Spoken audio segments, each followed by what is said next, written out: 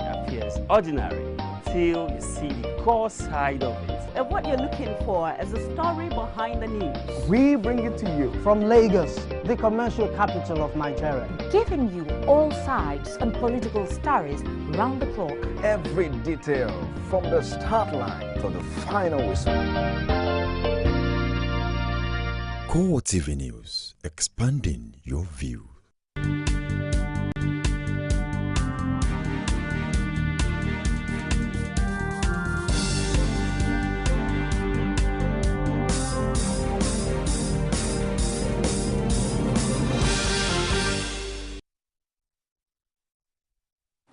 Good evening and welcome to CoreTV Primetime News. I am Ebunlomo Adekunle. In our major story,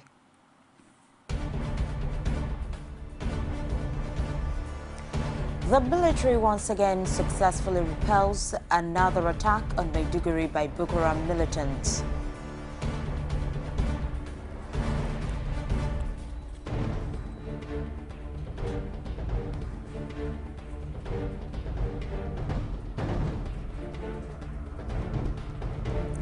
Also in this program, the Independent National Electoral Commission, INEC, extends the collection of permanent voter cards by 8 days.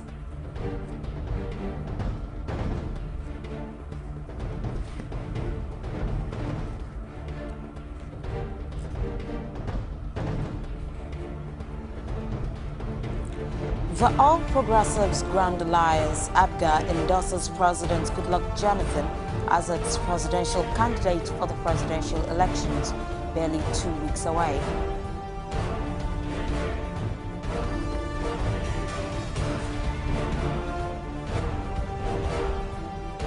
And outside Nigeria, Al Jazeera journalist Peter Grasser deported to his home country of Australia by an Egyptian court.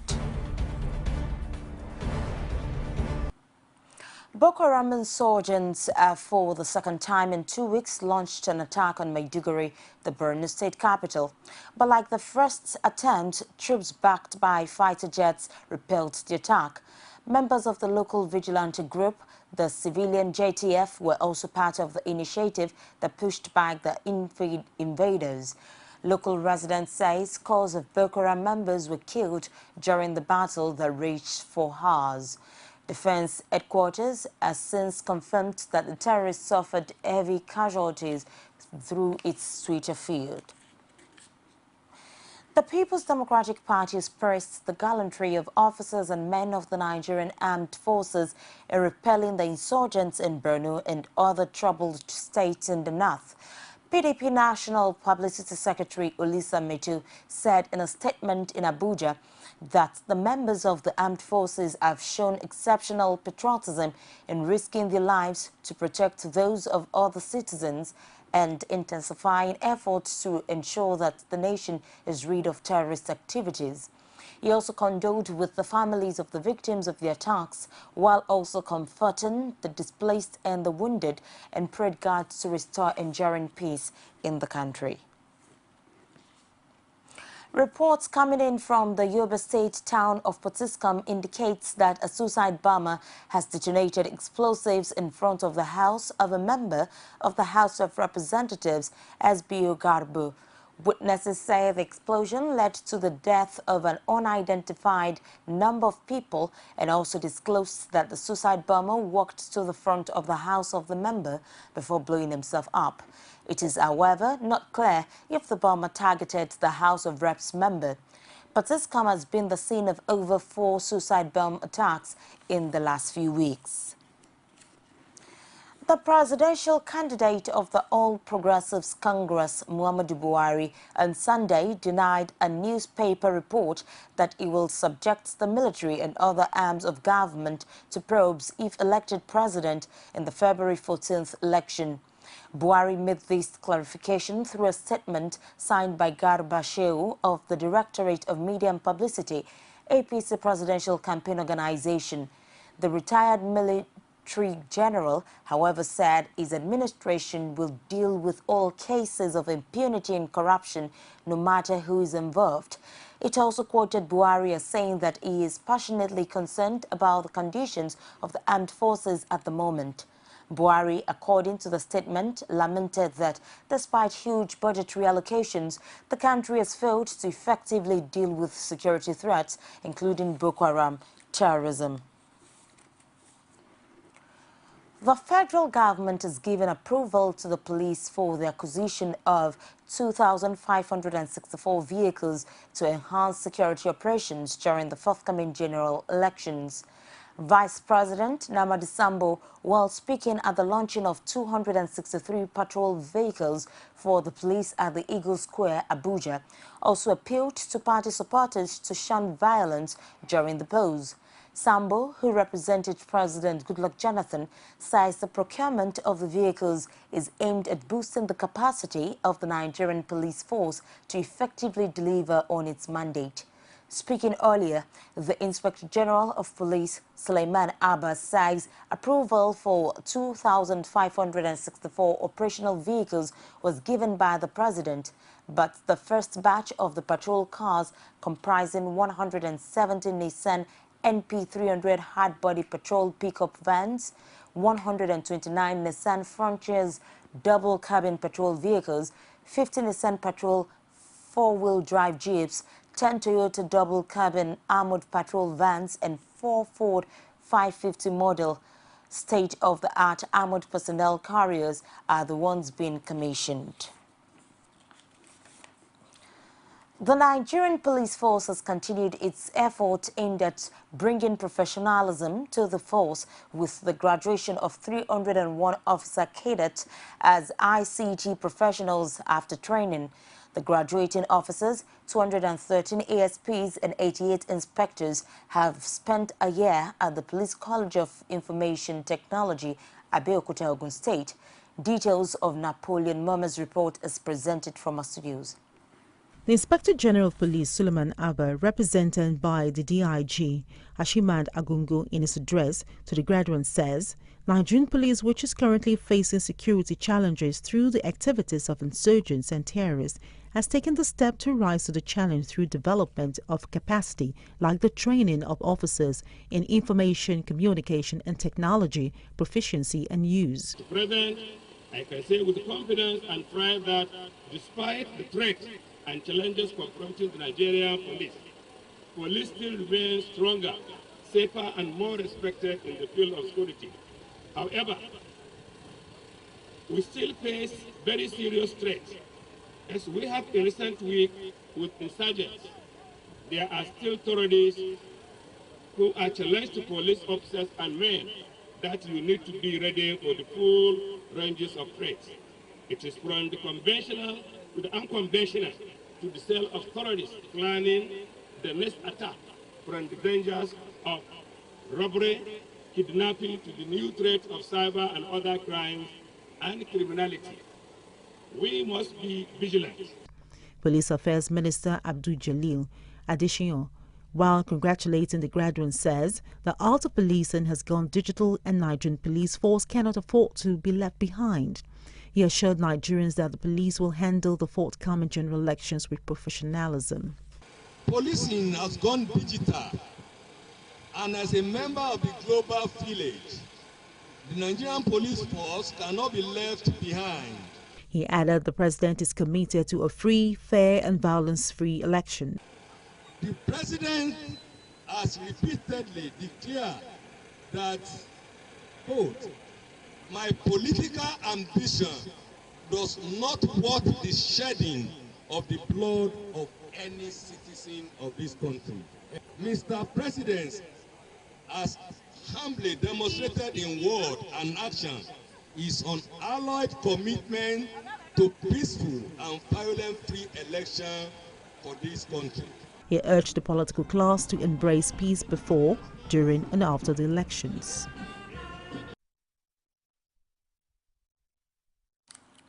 Jamaatul Nasrul Islam has urged former Niger Delta militants Tompolo and Asari Dokubo to desist from heating up the polity ahead of the February 14th election.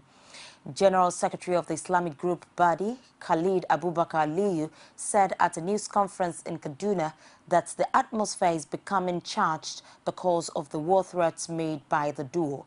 GNI added that clashes between rival political supporters and other incidents of political violence are also creating a tense atmosphere similar to what was witnessed in 2011. The group, however, advised all stakeholders involved in the search for peace to step up their initiatives. The All Progressives Congress says the DSS and the police are guilty of double standards and lack of fairness following their silence on the war threat by two ex-militants, Asari Dokubo and government Ekpomupolo.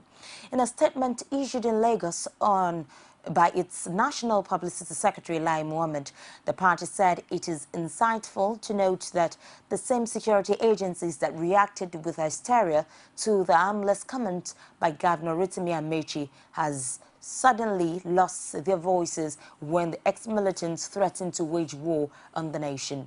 APC said the implication of the conspiracy of inaction by the DSS and the police is that under the administration of President Goodluck Jonathan, there are different rules for different Nigerians, wondering how the security agencies can be trusted to provide a level playing ground for all political parties before, during and after the forthcoming general elections. The party said that the silence is also a license for lawlessness and irresponsibility for the supporters of President Goodluck Jonathan. It's the CoreTV Primetime News. We will be back after this timeout with the details of the abduction of President Goodluck Jonathan by APGA as its presidential candidate. Please stay with us. Every day, every hour, and every minute, news break in Nigeria. Things happen so fast, it's most times difficult to track and comprehend them. But that's what we do right here on Digi 360. 2015, would you want to come back again? It's like asking Jesus Christ if he knew he was going to die, will you want to come back as the savior of the world again? We do not just help you track the stories, we break them down, explore all the angles, analyze the issues so that you can fully comprehend the stories and use them to make the right decisions.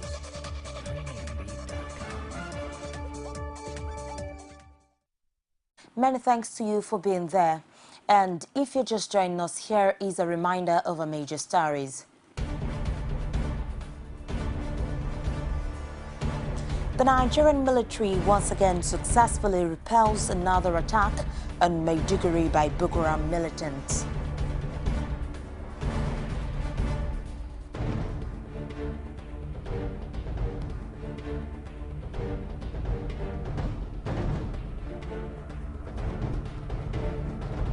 The Independent National Electoral Commission, INEC, extends the collection of permanent voter cards by 8 days.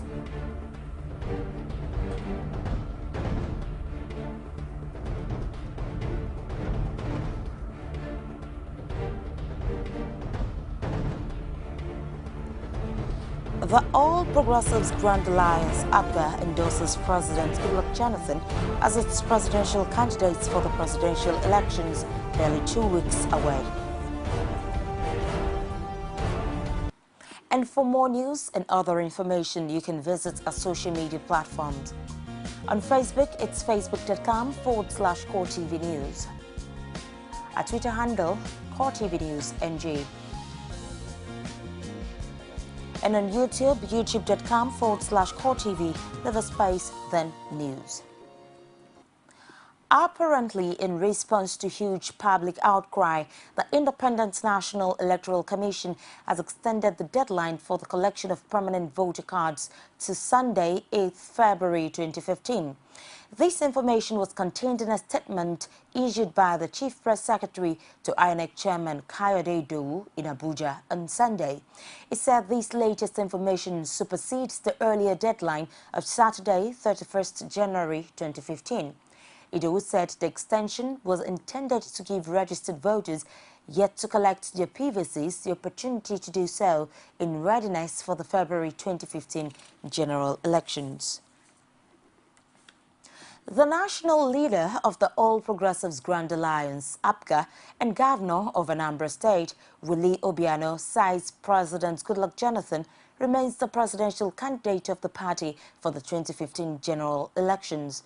Obiano stated this during the flag-off and campaign rally of APGA held at the Ake Palace ground in Abeokuta. Details from Napoleon Mome is in this report presented from our studio.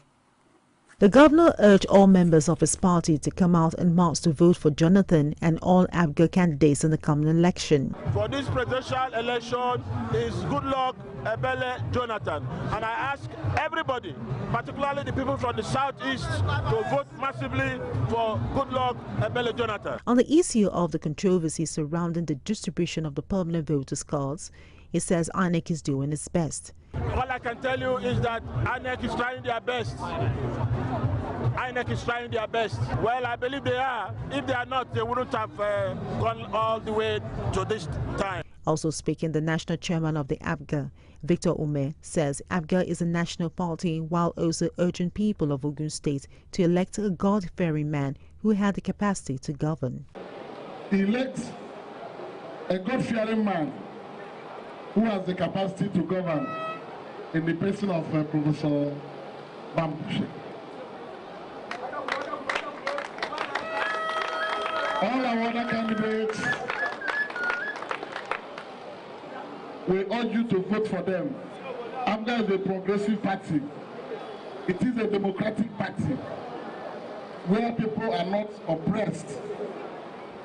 If you are the best, you are given the opportunity to offer your best in the service of the people.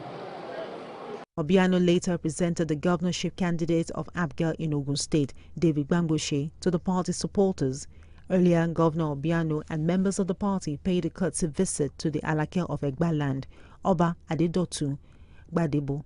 The Oba said people have the right to vote for their choice. What group you want to belong to? When you have looked at what they have to offer, what they promise, then you join them and to go on together with them realize the dream of that group or association. The monarch also advised political class to shun violence and not overheat the polity.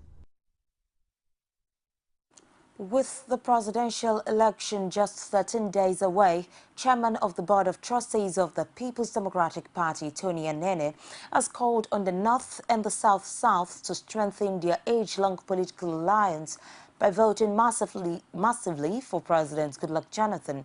Anene, in a statement coming less than a week after the one in which he appealed to Nigerians to ensure the unity of the country during and after the election, urged the North to consider the decades of cooperation given by the people of the South to candidates of the North and reciprocates the gesture with a renewed mandate for Jonathan. He said it is right for Northerners to aspire to be the president of the country, but begged them to jettison such ambition by supporting President Goodluck Jonathan. The former Minister of Works said in all the democratic elections in Nigerian history in which a Northerner had contested, statistics showed that the South often supported such a candidate massively. Abia State Governor Theodore Orji says the People's Democratic Party and President Goodluck Jonathan remain the best option for Indigo in the forthcoming general elections. Orji, who made the remark at a PDP campaign rally at Central School Ubakala in Umahia South Council and Undoro Central School in Ukwano local government area, called on Indigo everywhere in the country to vote massively for Jonathan and PDP candidates. The governor said that Jonathan has done a lot for Indigo as well as other tribes in the country and deserves a second term to complete his programs. Orji said despite the distractions from insurgents in the northern region, Jonathan has some remarkable achievements to show. He also assured that whatever the president could not achieve in his first tenure will be accomplished if re-elected. The Living Faith Church, also known as Winners Chapel, has dismissed reports that its founder, David Oyedepo, vowed to unleash the gates of hell on anybody who opposes the re-election bid of President Goodluck Jonathan. President Jonathan visited the headquarters of the church at Ota, Ogun State on Sunday, January 25th. Shortly after the visit, there were reports that Oyedepo allegedly declared a public support for the president. The church, in a statement, said those spreading the rumor should have obtained the video clips of the service and verify the claim. The church added that the rumor is the handiwork of mischief makers. It also said Oyedepo did not call the president to the altar for any special cleansing or deliverance. The church concluded that the president did not come to the altar for any special blessing, as alleged that he also sounded a note of caution before his speech about people reading meanings into his presence in the church. Lagos State Governor Babatunde Fashola insists that the governorship candidate of the People's Democratic Party, Jimmy Agbaje, is owing a 4-year tax on one of his properties. This is in response to a rebuttal in some newspapers by JK Pharmacy Limited. Speaking through his special advisor on media, Akim Bello, the governor said in a statement that the issue at hand has to do with the property on 9 Randall Close, Apapa. He noted that the land use charge on the business premises of JK Pharmacy at Randall Close was not paid for 2009, 2010, 2011 and 2012. Governor Fashola, however, acknowledged that payment was made for 2013 and 2014 on the same property. He added that the amount due is 1.6 million naira, meant to be paid into the coffers of the local government to fund primary education and primary health care. Barely a few days after the signing of a peace accord for peaceful elections in Lagos, a member of the House of Representatives and Lagos West senatorial candidate of the All Progressives Congress, Solomon Adiola, also known as Yayi, has cried out for help over the alleged incessant attacks on his supporters by his People's Democratic Party opponent, Segun Adewale, also known as Ero, the latest of which occurred on Saturday night. He urged the police in the state to address the issue before it gets out of hand. CoreTV News presents this update on the issue. Solomon Olamilekun Adeola, while addressing the press, says he and his supporters have come under constant attacks by his PDP opponent, Segun Adewale, describing the latest attack as a brazen attempt to kill him. He says he was in his office with his campaign team when he heard a volley of gunshots fired from the street as his supporters took to their heels. He added that the security men attached to his office confirmed the presence of Segun Adewale in the midst of the gunmen who attacked his office on Adeni Jones in Ikeja. I think the story in Today's Nation and his Facebook confirmed that emphatically, that he was here to lay complaint about his billboard and the facing of his posters. So that confirmed that yes, Segun Adewale was here in person. And there was another question is from there, where are they heading to? Jimmy Agbaje was to be honored. As I've said earlier on, I'm less concerned about the PDP. And as such, it should not be my problem if they are having any events here in Ikeja yesterday. But Segun Adewale himself has made it known to the whole world that he was on his way from a campaign from Ajiromi Felodu and chose to pass through my office, and he stopped in front of my office, and all other evidences are there. The back of my Land Cruiser Jeep was there, the window of my offices that was shot at was there, the gate was there, and these are the cartridges that was shot by Segun Adewale and his team while they were here yesterday. According to him, the incident has been reported to the police and investigations are on by the police. He, however, expressed his surprise and disappointment at the duplicity of the PDP candidate in his rebuttal of the attack. Already yesterday I've called him and he has sent his men, the Deputy Commissioner of Police in charge of operation and the Deputy and the DPO, Ikeja Division and Mine Division. They were here yesterday, and some team of investigators to collect statement and information from us. We have followed the rules. We have abided by the Constitution, and we have chosen to follow the path of peace. And I pray and I hope that this time around the police will not be treating this matter with a kid glove. If it is true, they are sincere with having a very peaceful and non-violent election. Segun Adewale, however, on his Facebook page says the alleged attack was an attempt on his life while returning from a campaign rally at Ajeromi Velodu through Adeni Jones, and also expressed surprise at what he described as a twisting of the facts. While both sides continue to point fingers at each other, investigations will reveal what actually happened on Saturday night.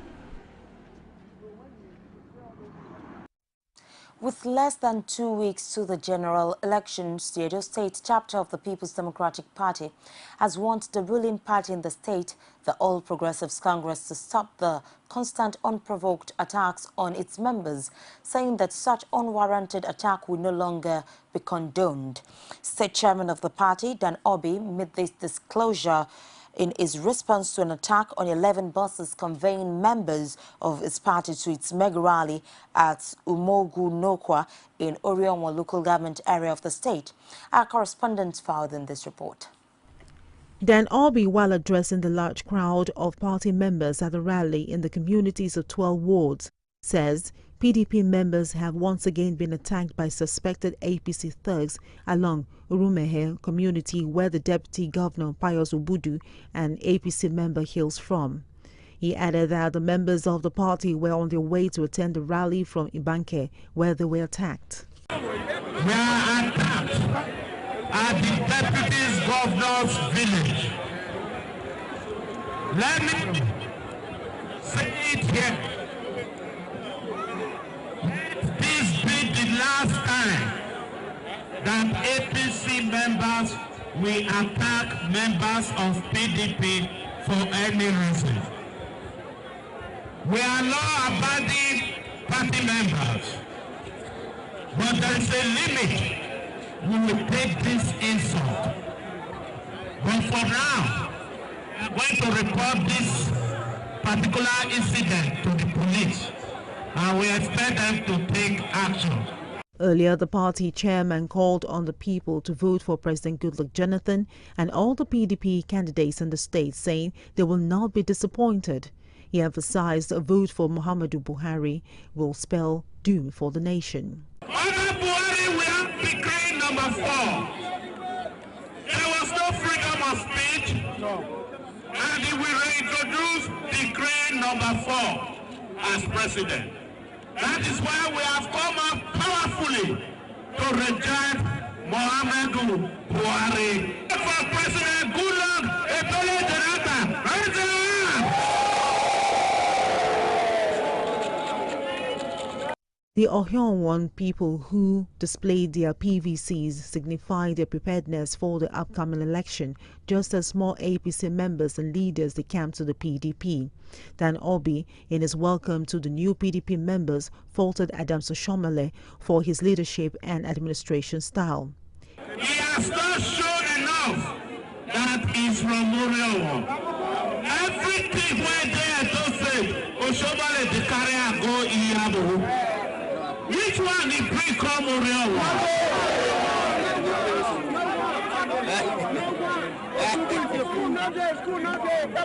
Orionwa, under Oshomole, we have got water, we have got light, students get scholarship, students get bursary. This Oshomole must go. Meanwhile, APC State Publicity Secretary Godwin Erahon says the PDP allegation is nothing but a smear campaign against the Deputy Governor.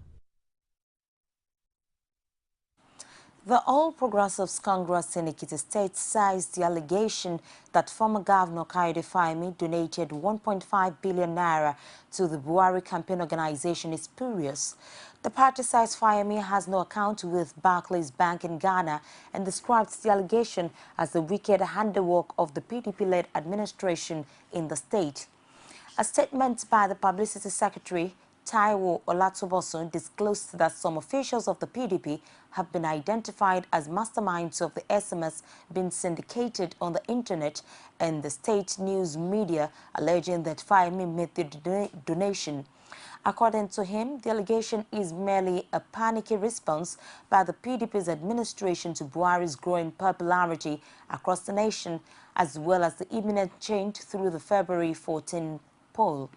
Olatunbosun, however, maintains that the fresh antic is a ploy to divert people's attention from the failure of the People's Democratic Party. Olatunbosun maintains that the fresh antic is a ploy and is saying that the governor, to account for the 22 billion refunds for federal road constructed by the state and 2 billion naira ecological fund for the federal government paid into the coffers of Ekiti State government.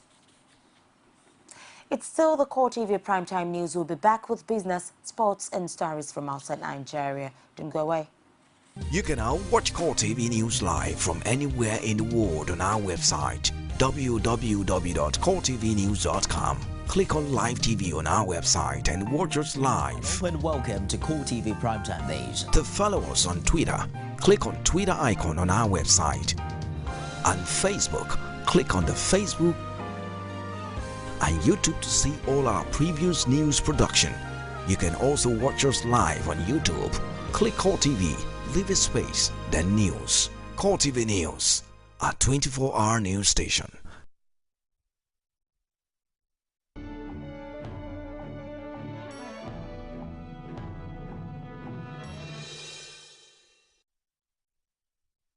And now to business stories. Nigerian Shippers Council (NSC) has commenced moves to expose terminal operators and shipping companies still involved in the collection of illegal charges on port users despite the order of the Federal High Court Ikoyi delivered in December 2014. The NSC is considering either to publish the names of offenders or head back to the law court. The head of the NSC, Hassan Bello, advises all those affected by these illegal charges collected by some shipping companies and terminal operators to compile their evidence. He assures them they would be refunded. There would also be a consumer complaint unit they can visit to lay all complaints. As part of efforts to reposition the steel sector, the federal government commissioned 60 billion naira integrated steel mill in Shagamu, Ogun State. The Minister of Industry, Trade and Investment, Olusegun Aganga, who commissioned the mill, said government was committed to repositioning the steel sector to access a substantial share of the global wealth, estimated at $10 trillion. According to Aganga, with the implementation of the right sectorial policies under the Nigerian Industrial Revolution Plan, NIRP, the number of functioning steel rolling mills in Nigeria had increased to over 21 currently, pointing out the mill ranked among the largest private sector investments in Nigeria, adding to the growth of the GDP, hence the priority given to the sector in the NIRP. He noted project will complement the agriculture's business subsector of the country. It would attract job opportunities and economic empowerment for engineers and technicians. There are other sectorial policies under the NIRP, such as the sugarcane to sugar under the National Sugar Master Plan, which attracted over $3 billion investment. And now to sports. The quarter-final winner came 12 minutes into extra time in Port City Bata when Balboa superbly called a free kick into the top corner of the net past goalkeeper Ayman Mathlouthi. The result was among the greatest upsets in the 58-year competition, with Tunisia 96 places above Equatorial Guinea in the FIFA World Rankings. Ahmed Akaichi put Tunisia ahead on 70 minutes with a close-range shot, and Balboa leveled in stoppage time by converting a controversially awarded penalty. Furious Tunisians protested for several minutes over what appeared a soft decision by the Mauritian referee, as Ivan Bulado fell after being challenged by Hamza Mathlouthi. The reward for 28-1 pre-tournament long shots Equatorial Guinea is a semi-final with Ghana or Guinea in capital Malabo next Thursday. Tunisian fans say the refereeing decision robbed them of victory. Novak Djokovic had fiscal crisis in Australian Open final win. Newly crowned Australian Open men's champion Novak Djokovic says it was his willpower that pulled him through a fiscal crisis during his final victory over Andy Murray. The world number one, 27, beats the Briton 7-6, 7-5, 6-7, 4-7, 6-3, 6-0 in 3 hours and 38 minutes. Djokovic said the first 2 sets, which took 2 hours and 32 minutes to complete, made him weak. Murray was leading 2-0 in the 3rd set, having fought back to level the match at 1-1, and the top seed appeared to be struggling before he overhauled the 6th seed's advantage to win 12 of the next 13 games. Murray has been criticized by former Wimbledon champion Pat Cash for having meted down in the latter stages of the match. And now to other stories outside Nigeria. Egypt's state media and security officials have disclosed that an Egyptian court has ordered the deportation of jailed Al Jazeera reporter Peter Grossi to his native Australia. The security officials also confirmed that Grossi is already out of Egypt and on his way to Australia. A Cairo airport official also says the journalist boarded an Egyptian flight to Larnaca, Cyprus, that took off shortly after 1,600 local time on Sunday. Grossi spent 400 days behind bars in Egypt after being sentenced to 7 years in prison for allegedly aiding the Muslim Brotherhood group, blacklisted as a terrorist organization by Egyptian authorities in a case that sparked international outcry. There was no word on the fate of his 2 Al Jazeera colleagues, Canadian-Egyptian Mohamed Fahmy and Egyptian Baha Mohamed, who were sentenced to 7 and 10 years respectively on similar charges. However, Fahmy's fiancée says she is hopeful that he will also be released soon. Al Jazeera, while welcoming Grossi's release, says it will not rest until the other journalists are freed. The trial of the 3 journalists has been labeled a sham by rights groups, while foreign countries, including the U.S., have expressed their concern over their detention. And before we go on the primetime news tonight, a quick reminder of our major stories.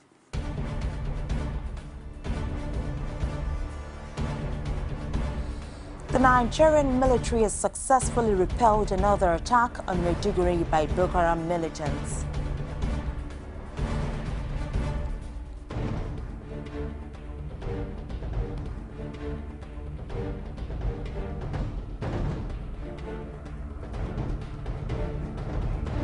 The Independent National Electoral Commission, INEC, has extended the collection of permanent voter cards by 8 days. Exercise now to end on 8th February.